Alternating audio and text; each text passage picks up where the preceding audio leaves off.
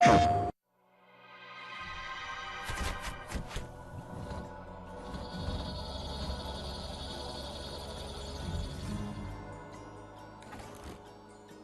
see there being two big benefits to being a small independent developer.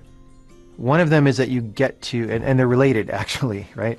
So the first part of it is that you get to decide exactly what you're going to do, right? If we were part of a large publisher or publisher-owned developer, you know, we don't exactly get to pick what we work on, or maybe they'll say, hey guys, pick what you want to work on, but then if we pick something too crazy, it's like, oh, hold on, we need to, you know, make sure we get our money back, right? So the first part of it is that we can pick anything. The field of what's possible in games is so large that we can sort of cast our fishing rod out into an area that nobody else is even looking at.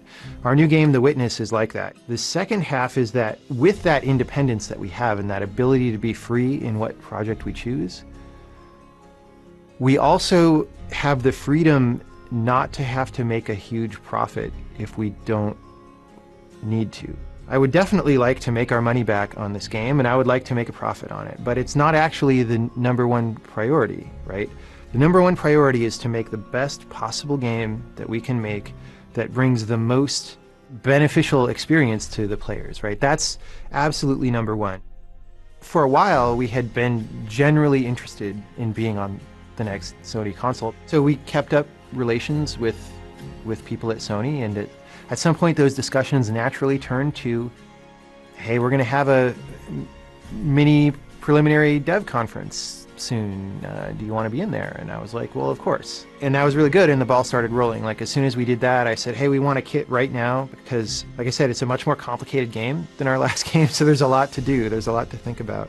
But the trick is that there's magic there in the subject that we're exploring, and because the game was not constrained by financial fetters, we were able to find the magic and make it as good as we possibly could. And the game is a multi-layered thing, and every layer is absolutely the best that we know how to make. So when you go in, if you just are interested in a puzzle game and you're not really looking at story or philosophy or anything like that, there is a really good puzzle game there.